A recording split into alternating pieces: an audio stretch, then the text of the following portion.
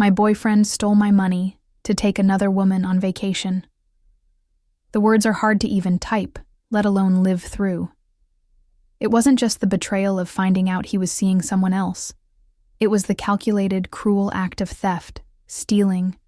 Thousands of dollars I had worked and saved for, all to fund a romantic getaway with her.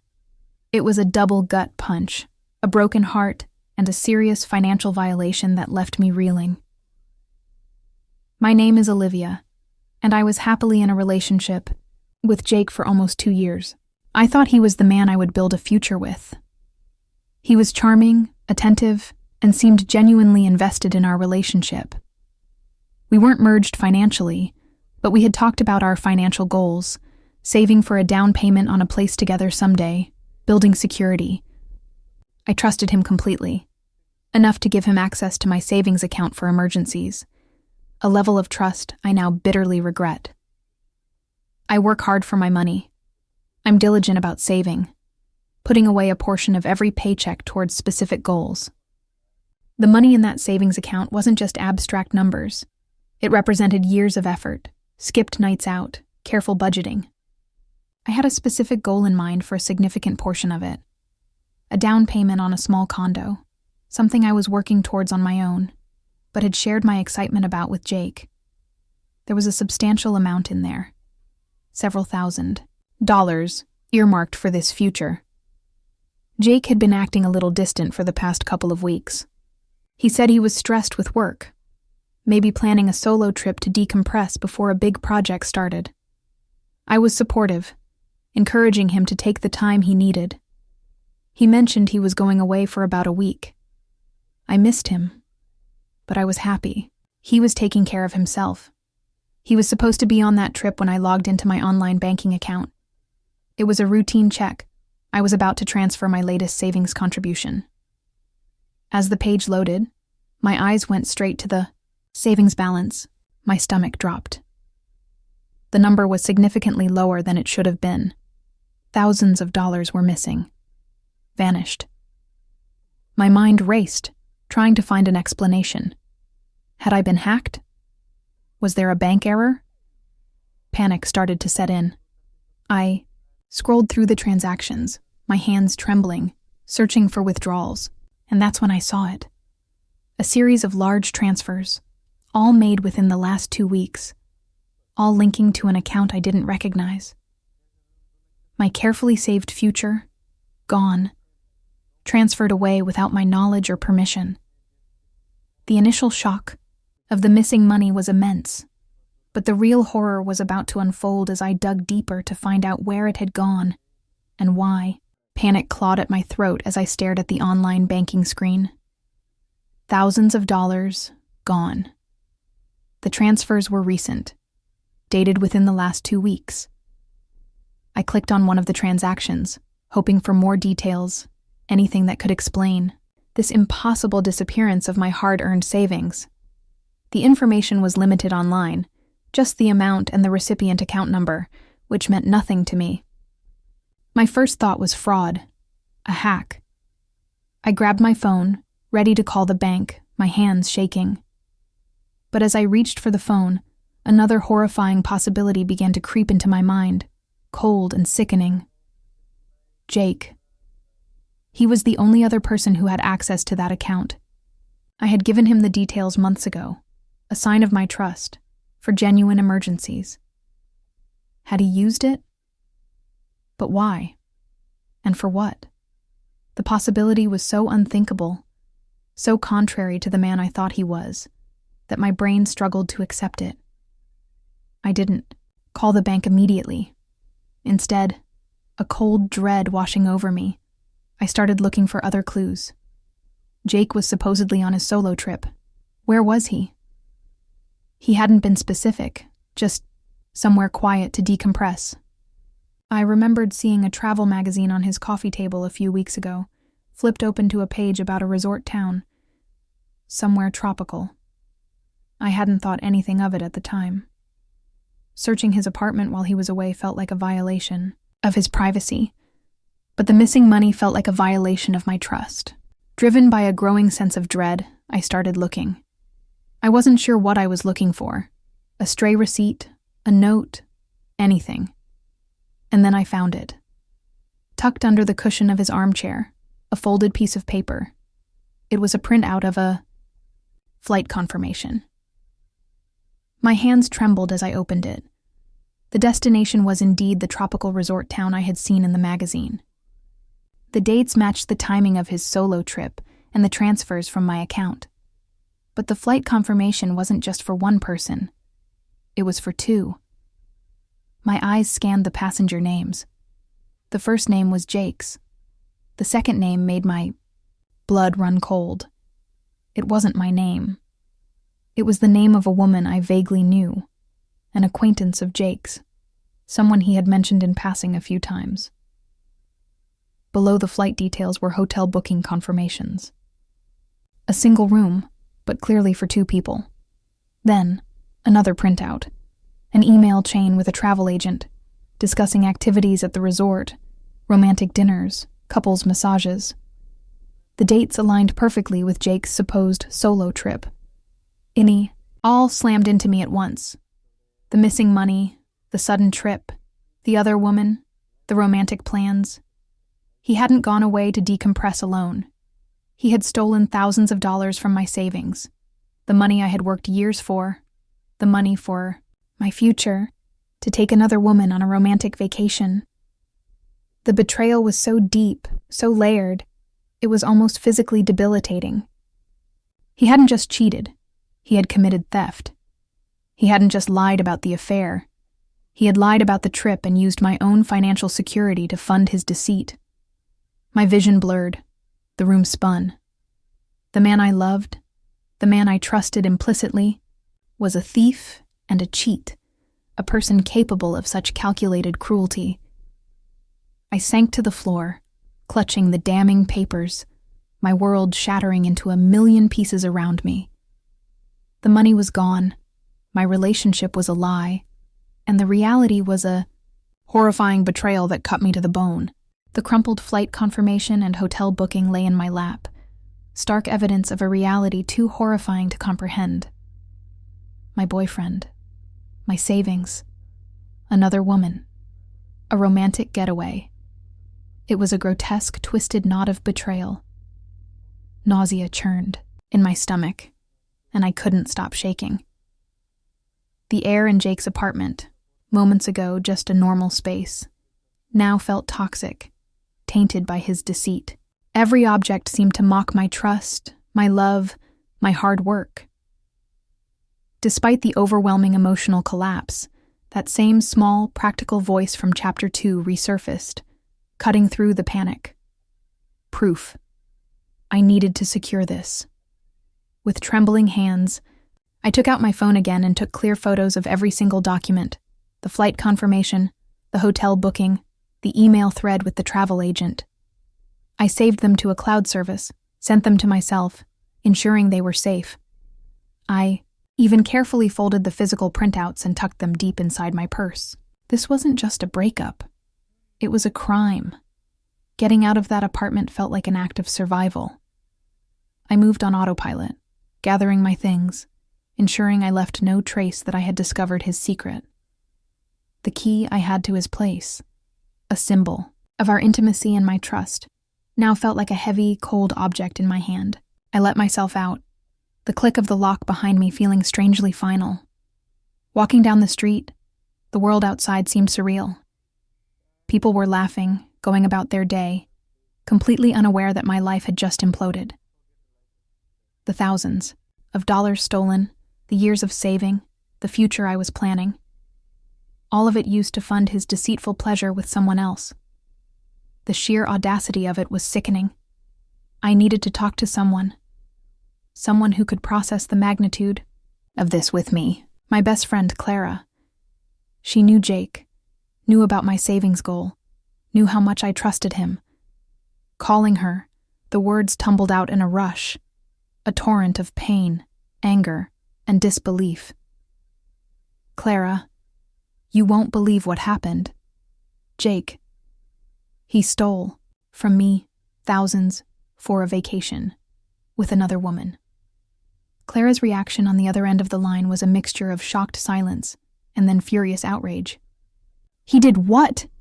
Jake stole your money? To take someone else on vacation? Are you serious?" Her disbelief mirrored my own. It was so far beyond a simple case of cheating. It was a calculated financial violation intertwined with a deep personal betrayal. As I recounted finding the documents, detailing the amount of money gone, the destination, the other woman's name, Clara's anger grew. "That's not just cheating, Olivia. That's illegal. He's a thief and a complete monster." Talking it through with Clara helped ground me slightly. Her outrage was validating. We went over the logistics, the access he had, the timing of the transfers, the fact that he was on the trip right now, likely spending my money. The violation felt immense. It wasn't just a broken heart. It was a serious breach of trust, a theft that impacted my financial security and the future I had worked so hard for. Left with the cold reality of the missing money, the proof of his betrayal, and the dawning understanding of the kind of person Jake truly was, the initial shock began to give way to a hard, determined resolve. The pain was still raw, the sense of violation profound. But amidst the devastation, a fierce need for justice, for accountability, and for getting my money back started to take root. The man I loved had stolen from me, used me, and betrayed me in the most calculating way imaginable. And I wasn't going to let him get away with it. The shock and pain from discovering Jake's betrayal were immense, but they were quickly hardening into a cold, fierce determination. He hadn't just cheated on me, he had stolen from me, a calculated, premeditated theft of my hard-earned savings. This wasn't just a broken heart. It was a crime, and I wasn't going to let him get away with it. Clara, my best friend, was a steady presence, helping me channel my devastation into action. My first step was practical, securing my finances. I immediately changed all my online banking passwords and reviewed account settings to ensure there were no other ways he could access my money. I called my bank's fraud department, explaining the unauthorized transfers. While they initiated an investigation, the process was slow, and they couldn't guarantee the funds would be recovered quickly, if at all. This reinforced my need to confront Jake directly and pursue other avenues. Clara helped me research legal options.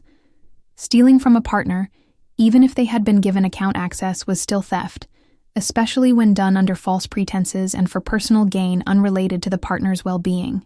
We looked into civil action to recover the funds and the possibility of reporting the criminal theft, although involving law enforcement felt like a huge step. Jake was still supposedly on his trip, enjoying himself, likely spending the money I had saved for my future. I debated confronting him while he was away, but decided against it.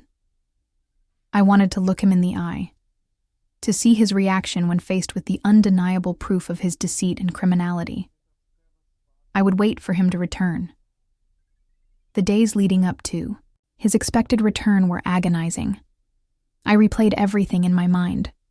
His distant behavior, his vague explanations about the solo trip, the sheer audacity of him planning this under my nose and using my money. The image of him on a romantic beach with another woman, funded by my hard work, fueled my anger and resolve. When Jake finally texted to say his flight had landed and he was back in town, my heart hammered, but not with longing. It was with a cold, steely determination. I suggested we meet up, keeping my tone neutral, saying I needed to talk about something important. He agreed, sounding tired but unsuspecting. We arranged to meet at his apartment later that evening, the scene of my discovery, the place where he had planned his betrayal. I arrived at his apartment armed with the printed flight confirmation, hotel booking and email thread, along with photos I had taken on my phone as backup. The apartment felt smaller, colder than I remembered. He greeted me with a tired smile, looking relaxed, maybe a little sun-kissed. "Hey," he said, leaning in for a hug. I stiffened, avoiding his embrace. "We need to talk, Jake. I said, stepping past him into the living room. My voice was steady, devoid of emotion.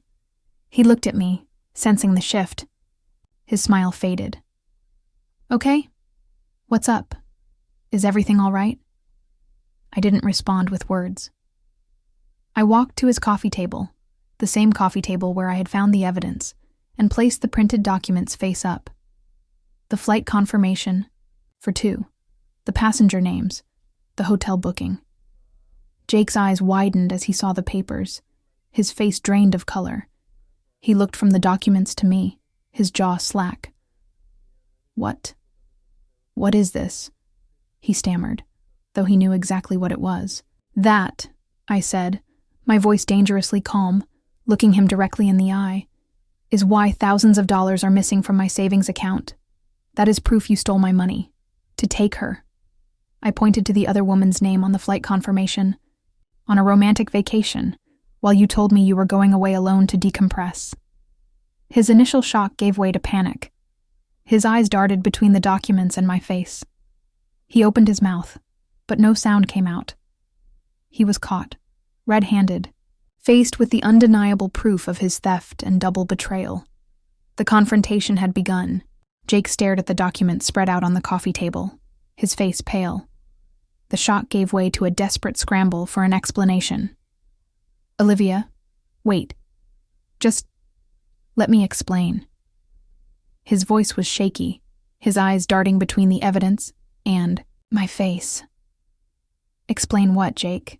I asked, my voice still unnervingly calm. Explain why thousands of dollars are missing from my savings account. Explain why your flight confirmation shows you traveling with her.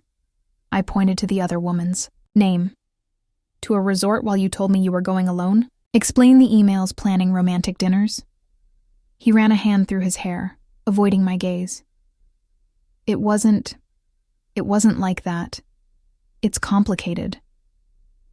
Complicated? I repeated, a cold anger starting to seep into my tone. What's complicated about stealing money from your girlfriend to take another woman on vacation? He finally looked at me, a pleading look in his eyes. It was just, I needed the money. Something came up, and the trip was just a last-minute thing.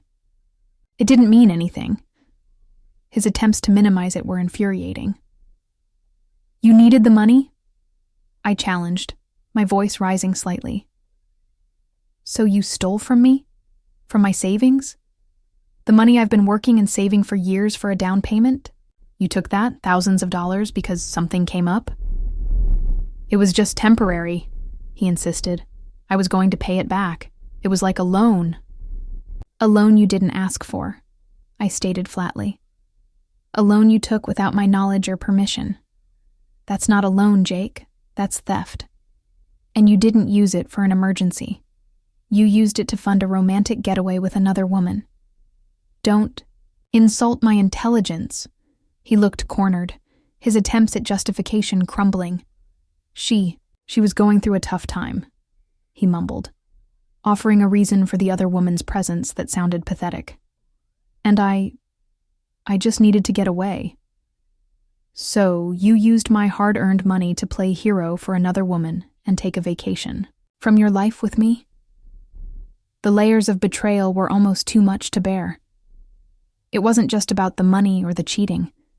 It was about his complete lack of respect, his selfishness, his willingness to violate my trust and financial security for his own desires.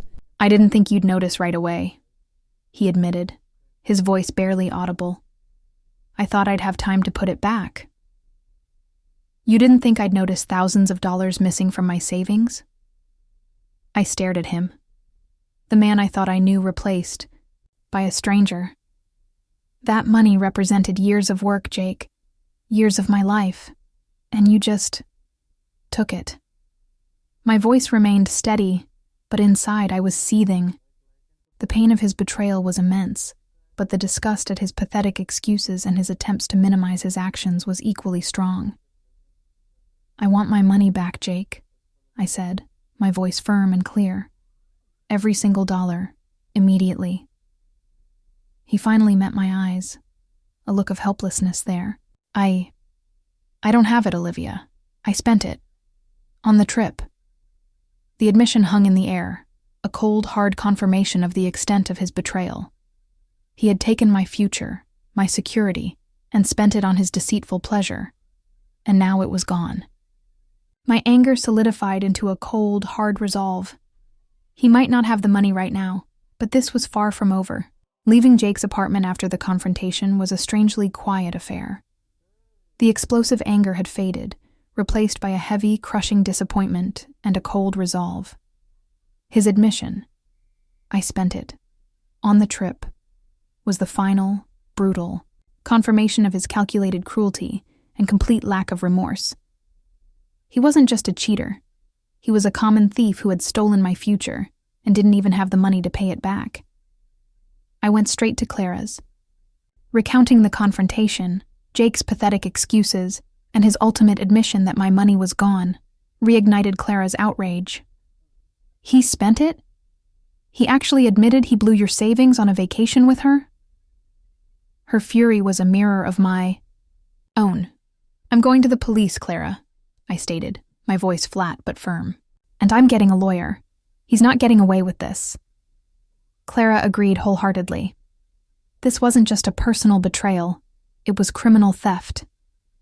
The next day, armed with my bank statements showing the unauthorized transfers, the photos of the travel documents, and the emotional support of Clara, I went to the police station, filing a police report for theft against my ex-boyfriend, outlining how he had stolen thousands of dollars from me, felt surreal and deeply upsetting, but necessary.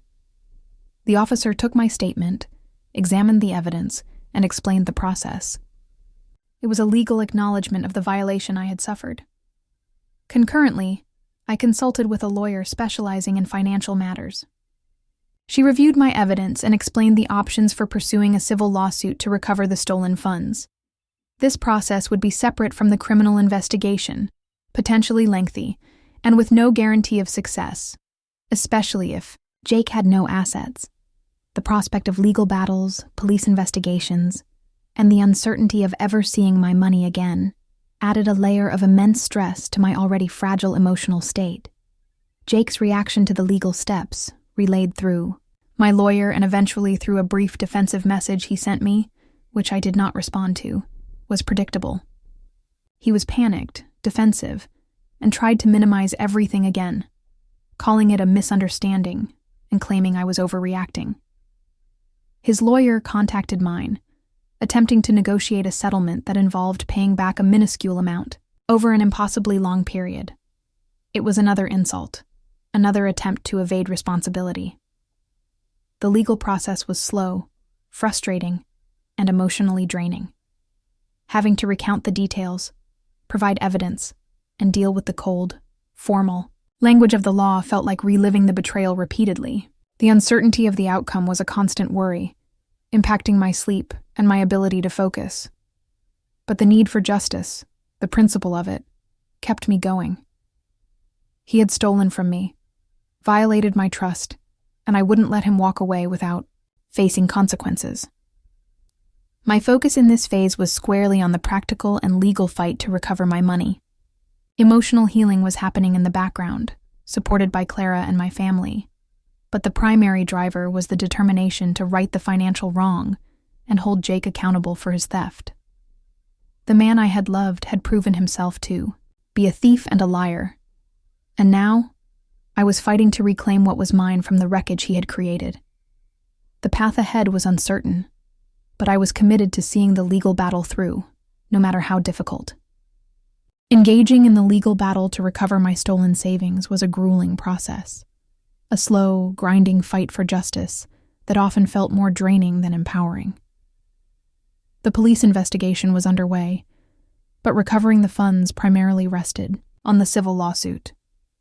My lawyer worked diligently, filing motions, requesting documentation, navigating the complex legal system. Jake, through his lawyer, continued to be evasive and uncooperative, making the process as difficult as possible. We faced numerous challenges in recovering the money. Jake claimed to have no assets, his account seemingly emptied. His lawyer dragged out proceedings, hoping I would tire and give up. Each delay, each legal maneuver, felt like another act of theft, another way he was trying to avoid accountability and keep the money he had stolen. It was deeply frustrating, knowing he had taken my hard-earned savings and was now using legal tactics to prevent me from getting it back. The emotional toll of the legal fight was immense. It wasn't just about the money anymore. It was about the principle, about not letting him get away with violating my trust and financial security so completely. But the constant stress, the uncertainty, the need to revisit the painful details of his betrayal in legal documents and meetings, took its toll. There were days I felt overwhelmed, wanting to just abandon the fight and try to move on. But the memory of finding those travel documents, of his casual admission that he spent my money on that trip, fueled my determination. Jake's behavior, as relayed by my lawyer, remained consistently disheartening. There was no hint of remorse or genuine apology, only defensive strategies and attempts to shift blame. He even tried to argue that I had given him access, implying I was somehow complicit or that it wasn't truly theft. It was a twisted, infuriating narrative that highlighted his complete lack of conscience. Amidst the legal complexities and emotional strain, I found strength in the fight itself. Pursuing justice, even when the outcome was uncertain, felt like reclaiming a piece of myself that he had tried to steal. Clara remained an invaluable support, listening to my frustrations, helping me organize paperwork, and reminding me why I was fighting. My family, too, offered unwavering encouragement. There were small victories along the way, emotion granted in my favor, information uncovered that contradicted Jake's claims, moments that offered glimpses of hope in the lengthy process. But there were also setbacks, delays that stretched the timeline and tested my patience. It was a constant reminder that recovering the money was a difficult, uphill battle. As Chapter 7 drew to a close, the civil lawsuit was moving forward. But the final resolution was still some distance away. I had accepted that I might not recover every dollar, that the legal costs might eat into any eventual settlement. But the fight was about more than the money. It was about holding Jake accountable for his theft and betrayal, about refusing to let him walk away from the damage he had caused. I was weary from the process, but I was resolute, committed to seeing the legal fight through to the end, standing firm for justice and the principle of not letting him profit from his crime. The legal battle to recover my stolen savings was a long, arduous chapter, filled with frustrating delays and emotional strain. Months turned into over a year. Jake, through his lawyer, continued to make things difficult, but my lawyer, guided by my unwavering determination, kept pushing forward. The focus wasn't just the money anymore. It was about justice, about holding him accountable for his theft and betrayal. Eventually, after extensive negotiation and the looming threat of a trial, we reached a settlement. It wasn't for the full amount he had stolen, but it was a significant portion, enough to feel like a tangible recovery and a legal acknowledgement of the wrong he had committed. Signing the settlement papers felt less like a victory and more like the closing of a painful chapter, a confirmation that the legal fight was finally over. Receiving the settlement money months later was anticlimactic. It was just a transfer into my account, numbers on a screen. It couldn't replace the time I had spent fighting, the stress I had endured, or the trust that had been shattered. But it was my money, a portion of what was rightfully mine, reclaimed, from someone who had tried to steal my financial security and my future. With the legal battle concluded, a different kind of peace settled over me. The intense anger and frustration faded, replaced by a quiet acceptance. The pain of the betrayal was no longer an open wound, but a scar, a reminder of what happened, but no longer actively hurting. I had faced the violation, fought for justice, and emerged, if not financially whole immediately, then emotionally stronger and more resilient. He focused entirely on rebuilding my life. My career continued to flourish, providing stability and a sense of accomplishment. I was diligent about saving again, rebuilding the funds that had been stolen, but this time with a clearer understanding of financial security and the importance of guarding it. My personal life was rich and fulfilling, filled with the love and support of my family and true friends who had stood by me throughout the ordeal. Reflecting on Jake and his actions, I no longer felt heartbreak or burning anger. What remained was a sense of disappointment and a clear understanding of his character flaws, his dishonesty, his weakness, his capacity for cruel, self-serving actions. He had made his choices, and they had led him down a path that had nothing to do with me anymore. His inability to respect trust and financial boundaries was his issue, a fundamental lack of integrity that I was now grateful to have discovered before our lives were more deeply intertwined. The woman he stole from, the woman he betrayed, she was gone, replaced by someone stronger and wiser. I haven't seen Jake since that brief encounter, nor have I sought any information about him or the other woman. That part of my life is closed. My focus is on the future I am building for myself. I am independent, secure, and confident. I have learned valuable lessons about trust, about the importance of listening to my gut, and about my own incredible strength. I am not dating yet, but I am open to the possibility of a new relationship someday. When that happens, I will enter it with clear eyes, open communication, and the knowledge that true partnership is built on mutual respect, honesty, and unwavering trust. The man who stole my money to take another woman on vacation didn't just take my savings. He inadvertently gave me a profound lesson in resilience and self-worth. And for that, I suppose, I can eventually find a strange form of closure. My future is bright, built on my terms, and filled with genuine hope.